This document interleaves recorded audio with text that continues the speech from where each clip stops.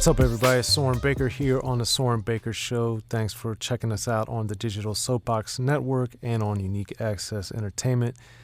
Thank you for liking, subscribing, sharing, downloading, and all that for all of our episodes, and we appreciate the support. So today we're going to do something a little different because usually I have a guest, but today I was inspired to do this show for a variety of reasons, and we're going to talk about something important that I'd been talking about with my manager, George Hinojosa, who's also Ice-T's manager. And I'd gone to George's house recently, and I was just asking him about Ice-T's got this new song. If you guys haven't heard it or watched the video, it's called Feds in My Rearview. And I was just talking to George about Ice-T's career and in particular his first 5 albums, and then Ice hadn't, not that he hasn't been recording this whole time, because obviously he has, and Body Count, was Grammy nominated on its most recent album, and Ice has been putting out material since Home Invasion, but, with Return of the Real, the 6th album, and then collaborative Gangster Rap album, his Kool Keith album, Analog Brothers. So Ice-T's been putting out music, but not in the same magnitude, level, etc., that he did up through Home Invasion. So I was asking George Hinojosa about this because I really like Feds in My Rearview, and thankfully that's part of a trilogy. So we're going to get at least a few more songs in this lane and of this type from Ice-T, which I'm very excited about because, as in my opinion, Ice is of the upper echelon top rappers of all time and has been able to stand the test of time and now stands as one of the most successful people, not only in gangster rap and the history of gangster rap, as he gave me a great interview for my book and shouted it out a lot, and thank you for that, Ice. But Ice is one of the most successful people in all of entertainment, and he's spread out, of course, into television with Law & Order SVU, the longest-running black actor in television history, which is remarkable considering that not only is he a rapper, not only is he a gangster rapper, but he's also playing what got him into trouble, which is a cop. So, with Cop Killer and Body Count. So the irony is magnificent. But what I was talking to George about was that this song is really good, Feds in My Rearview, and I really liked the video. I liked what Ice is doing. It's talking street stuff on there, and it just got me to thinking, and asking George, why doesn't Ice rap more? Why doesn't Ice put out more records? Why doesn't Ice rap like this? What's going on? And it just got me to thinking and talking to George about it, is that the fans in some ways are responsible, but the bigger point is that what I wanted to really talk about is that there's so much good music from these iconic artists, but that we need to support them in their musical endeavors so that they continue putting out this music. Because if I hadn't heard Feds in My Rearview and a lot of what I'm about to talk about, some of which is only because I know, because I'm fortunate to do what I do for a living and interview artists and get to be friends with them and listen to music that never comes out, of which I've heard hundreds, if not thousands, of songs that haven't come out by some of the biggest artists in entertainment. But all this got me to thinking of that. People may think, oh, Ice-T doesn't rap because he fell off or because he's whack. And that's very much not the case. Fez in My Rearview is a prime example of that. But then I also thought back, I'm friends with Glasses Malone. He's all in my book, The History of Gangsta Rap, with a lot of great interviews. I've also done a couple books with Glasses Malone. But as it relates to this, Glasses Malone a few years ago had played me this song with Ice-T. And it's, to my knowledge, never come out. And it's amazing. And I just was asking Glasses, yo, man, Ice sounds incredible. What is this for? Glasses had his ideas of what he wanted to use it for and all these different things, but it reminded me of Ice-T from the Rhyme Pays Power era up till maybe even the OG or OG era Ice-T, and I was just like, yo, this Ice-T really, really sounds good, and it's just a shame that we don't hear more from Ice-T that sounds like this, because people that remember Ice-T, he had a lot of social commentary, he had a lot of great, beats that he rapped over. It's just, Ice-T was very important and still is in rap history, which is why he's all in my book, The History of Gangsta Rap. But more significantly, these voices have not been diminished. And what we're going to be talking about tonight is that a lot of these artists that people think like, oh, they fell off, or oh, they're not around, or whatever, not only did they not fall off, they're still around. And a lot of them are putting out great material. And one example of this is, of course, he had rivalry with Ice-T, but in my opinion, LL Cool J is the best rapper of all time, and he's another one. And people always are like, oh, LL fell off, LL this, LL that. But I have had the fortune from being in the studio with LL within the last couple of years, man, that LL, in these songs that I was hearing him make, hearing him record, that have none of them have come out, but I was in the studio with him and got to see him write his rhymes, record these songs, and sound like LL Cool J from the bigger Endeavor era. And it was just like, man, it's really a shame that people don't get to hear this, because LL is still, in my opinion, as good as any rapper that's out today. And why don't these dudes put out this music? Is it because they can't make enough money? They've got other things they're doing. They can't make enough money making the music to justify the time, even though they all still love it, because LL was recording and actively recording. Ice-T, clearly with Feds in My Rearview, still records. All these guys I'm going to talk about tonight are still recording. So we have to figure out as fans how to create this demand so that the Ice-Ts and the LL Cool J's of the world start putting out music again, because rap needs them in so many different ways. And that's one of the reasons why I was passionate to want to talk about this, because I saw LL, I saw the hunger, I saw the drive, because I saw him recording. And that's something I had never in all my years as a journalist seen. I've met LL, talked to LL on the phone, on personal stuff, and I'd been around him a lot during interviews over the years and got to know him a little bit outside of just interviewing him. But when I was in the studio with him, I would imagine this is what it would have been like when he was in the 80s or 90s and rap was still his sole focus, or his main focus at least, as far as what he was doing. And it was incredible to witness that and to be sitting there as he's making this incredible music. But then it also made me be like, man, I want to tell my friends, I wish they could have heard this. I wish he would release this stuff. I wish it would happen. And it hasn't yet.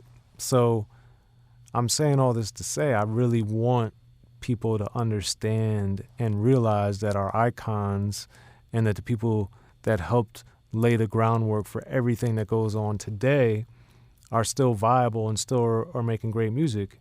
People that watch me on Unique Access in particular probably know I'm friends with Dana Dane, and he's been, he does stuff with Caviar, he tours, with the alumni, and, I know he works on a lot of projects and stuff, but I got to go, to the studio with him and Caviar on a couple of occasions, and Dana Dane still got amazing story rhymes that he hasn't put out and that are, really strong songs.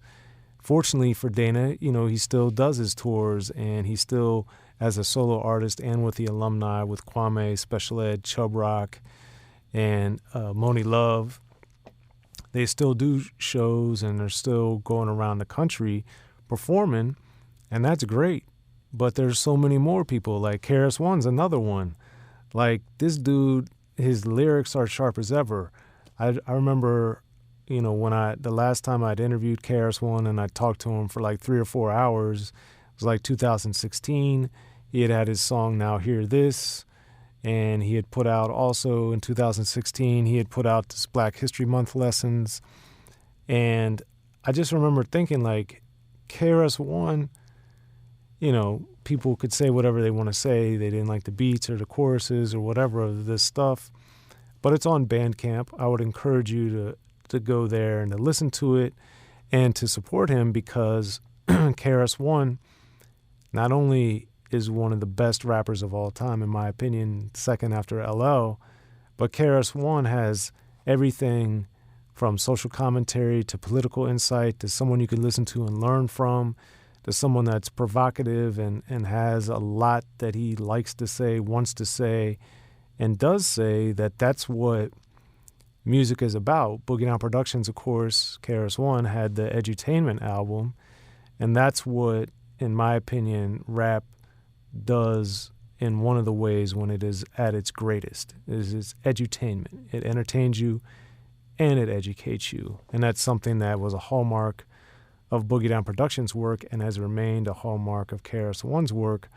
And I think that if we support these artists, and there's still hundreds of thousands of people that feel the same way I do, that love to hear good rap music, that love the Ice-T's, the LL Cool J's, the Dana Danes, the KRS-Ones, that there's still people out there. And through this, that's how these artists are able to transition and do all these other great things that they do in television, film, as entrepreneurial people, as business owners, etc.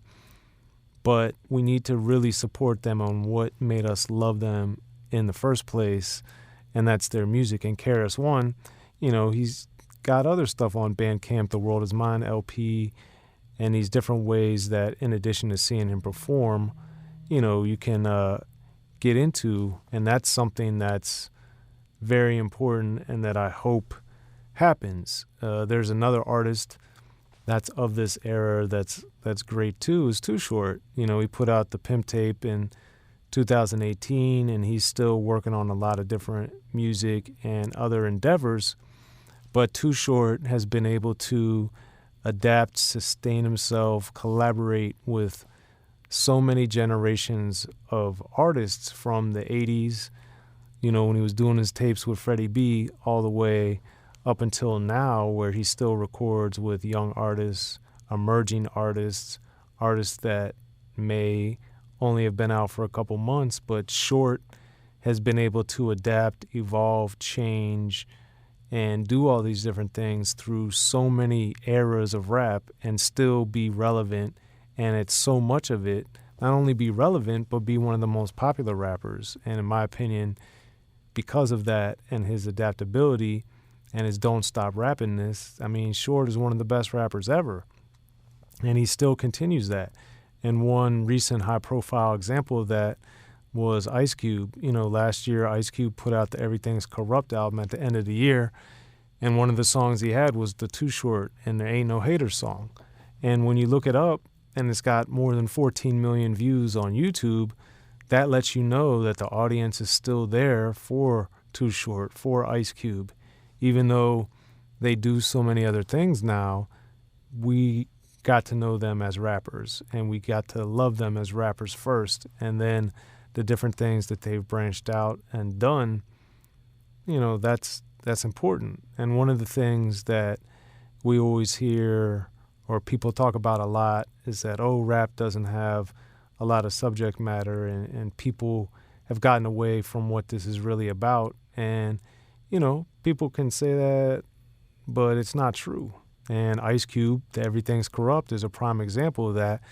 The title track where he, granted that came out way before the album did, like years before the album did, but he's addressing a lot of the societal shortcomings that we have here in the United States and that things that spread around the world, and then making it more timely. Of course, he had the single Arrest the President, where he was talking about, his opinion on our current president of the United States. And of course, this is something with Ice Cube that really hasn't wavered much over the years, him being able to look at what's going on in our society in the United States and looking at the shortcomings, things that, are, systemic atrocities that are going on, and what he thinks about them and why, in his opinion, they're wrong and how they could be changed and all these different things.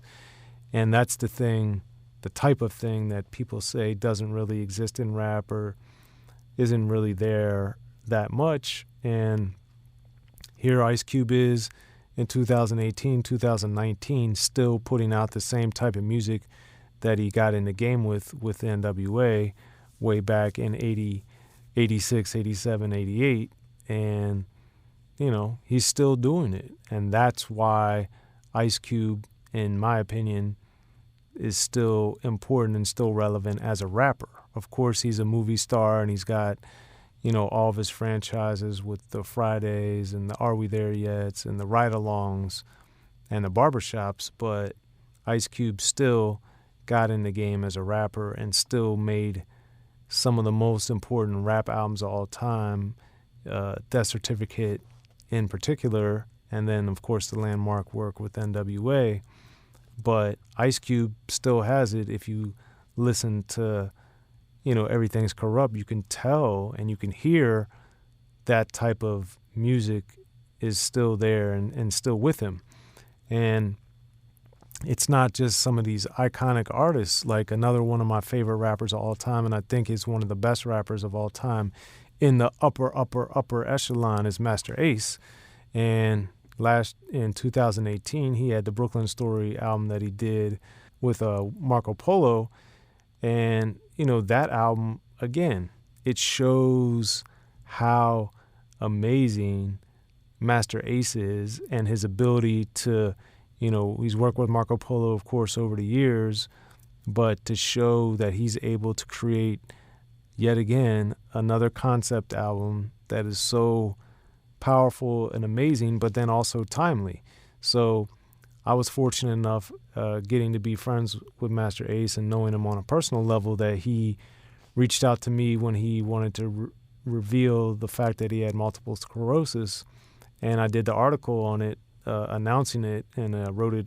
I was working at Hip Hop DX at the time, and I wrote this article, and, you know, I like to believe it's a great article, and it came out very well, where he announced this. And then with the Brooklyn Story, he's got the song called Fight Song, where he's rapping about battling multiple sclerosis as if it's like going to war with it. And it's he's rapping from the perspective of having to deal with it as a person. And then Pharoah Monch is basically taking the persona of multiple sclerosis. And that's not only inventive, interesting, different, distinctive, all these other things, but if you listen to it as a song, it's a great song. And that's just a concept song that on a high level. But then if you look at another song on there just called Brooklyn with Smith & Wesson, that's another song on a Brooklyn Story that shows Smith & Wesson is another group that, you know, the Cocoa Brothers, they had their brief name change there for legal reasons, but Smith & Wesson is another group that has stood the test of time and that still puts out high quality material. And the Brooklyn song is just another example of that, paying homage to where they're from. And Marco Polo has another incredible beat there. And then when you look at another song from the project called Get Shot, and this, you know, Master Ace is doing more verbal gymnastics, and stylistically it's great and all these other things. And it just shows Master Ace I came to know through the Symphony and In Control Volume 1 by Marley Marl back in 88, Keep Your Eyes on the Prize, and all these other, you know, types of things that Ace has been doing since the 80s. But that's the thing. Master Ace is a premier artist. Like, he's phenomenal. And fortunately, Ace has been able to, you know, thrive and survive as an artist since the 80s because he delivers a great show. He's steadily putting out music, and it's among the best music being made. And that's, you know, why he's been able to thrive and survive. And that's leads me to another all-time great that has had, you know, platinum records, gold records, and now is thriving as an independent artist, which is Scarface. Now, for those that know, back in 2015 when he put out his Deeply Rooted album, that was one of the best albums of 2015, easily, whether it's from a old school artist or a contemporary artist that just dropped their first project in 2015. Deeply Rooted was phenomenal. In fact, I did a best albums on that on Unique Access with Tech Nine, and he was basically just saying how phenomenal it was. And, you know, you look at a song called Steer, which of course was a single and popular, but Scarface, again, shows why he's so phenomenal, because he looks at emotions, he looks at feelings, he looks at internal and external pressure that we feel as humans. And that's something that he does at the highest level and does it time and time again. And Deeply Rooted was an example of that and shows why he's so phenomenal. And then in 2017, you know, granted it was a shorter project and it had a lot of alternate takes or remixes, whatever you want to call them, but Deeply Rooted, The Lost Files, was another recent project from Scarface, 2017, that dropped. And when you hear these records, you're like, man, Scarface has been coming out as an artist since the late 80s, and here we are in 2015, 2017, and he sounds as good as he ever has. And that's because these guys, the Ice-T's, the LL Cool J's, the Dana Danes, the KRS-Ones, the Too Shorts, the Ice Cubes, the Master Aces, the Scarfaces, there's a reason why they're so phenomenal and their music is so important. It's because they're great artists. And I'm saying all this because I hope that this podcast, even if it's only a little bit, can help kind of spark getting this movement going to where people realize the importance of supporting these artists and their music, because that's what got us in the door with loving them and what makes them so powerful and so special. And for people that want to say, oh man, well, you're just looking at all these old school artists and that's why, you know, things are the way they are because there's no good music going on now, you know, that's not true. You know, in 2019, two of my favorite projects that have come out are by new artists. You know, there's Cry for Help by Carrie Foe, and then there's Save Yourself by Nana, who we've interviewed here on Digital Soapbox Network and on Unique Access. And then in some of my favorite projects from 2018, last year, you know, you have The Whether or Nots by Evidence and you have The Book of Ryan by Royce da 5'9", both of whom have been out for years and have been, you know, critically and commercially successful for a long time, since the 90s.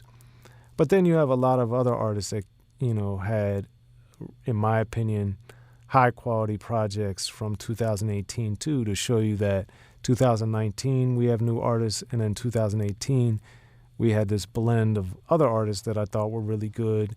You know, I really thought the Day 69 Graduation by Tekashi 6ix9ine was a great album. I think Fly God Is Good All the Time by Westside Gunn and Mr. Green, you know, was a highly powerful project and something that was great.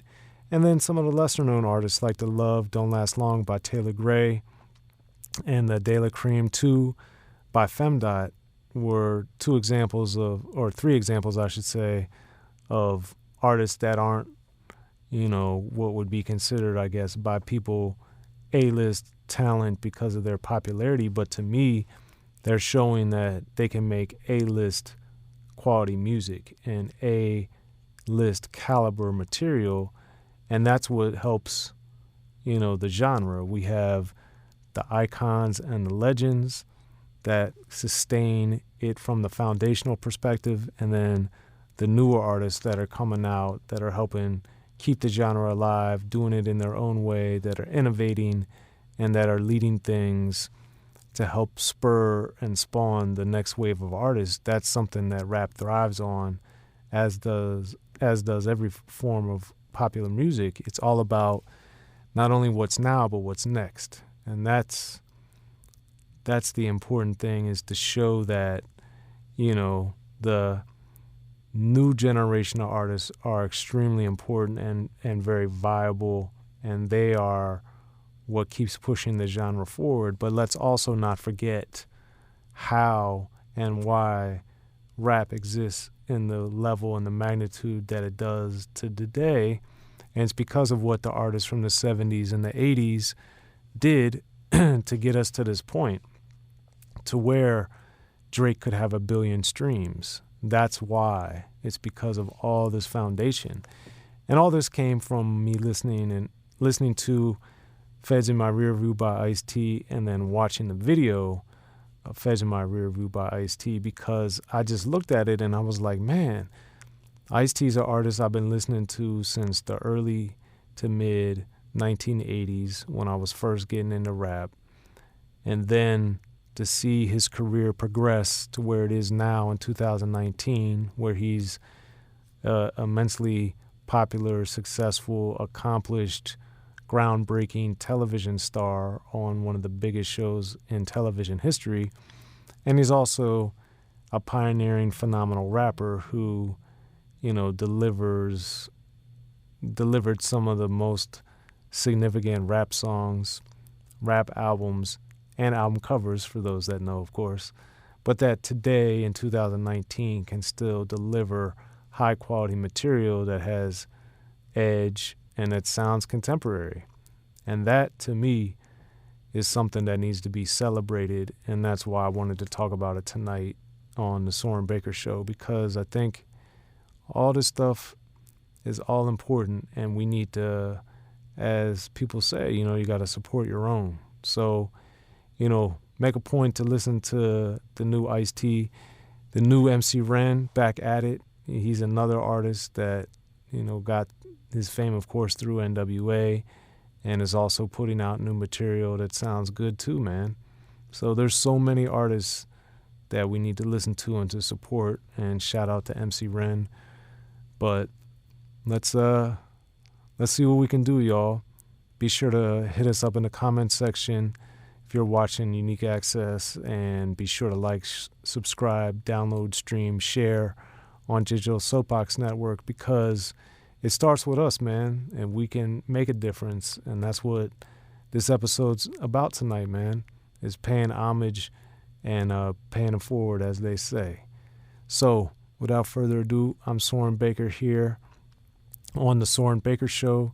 Be sure to like, subscribe, download, share, stream, and everything on the Digital Soapbox Network. Follow us on the Digital Soapbox Network, and follow me at Soren Baker, SorenBaker, and on Unique Access Entertainment on all social media. And also be sure to get my book, The History of Gangsta Rap, in stores worldwide now. I just got news that it's going to be translated into Italian, Japanese, Spanish, and Russian. So that's big, and I appreciate you guys for making that even possible. So I'm Soren Baker. We'll catch you next time on the Soren Baker Show. In the beginning, hip-hop was ruled by the East Coast. Then the West Coast rose to prominence, thanks to Gangsta Rap. Straight out of Compton, crazy motherfucker named Ice Cube. Hip-hop changed the world. Gangsta Rap changed the narrative. I'm representing for the gangsters all across the world. And then changed the world again. 'Cause I'll come and take your life away. The History of Gangsta Rap features unheard stories, unseen photos and documents, all with exclusive interviews from the founders and players who shaped Gangsta Rap. I think a real gangster rapper has to scare you a little bit. The History of Gangsta Rap, written by veteran rap journalist Soren Baker. In stores now. Yo, what up? This is DJ Quick. Be sure to pick up my homeboy Soren Baker's book, The History of Gangsta Rap, if you really want to know what we do.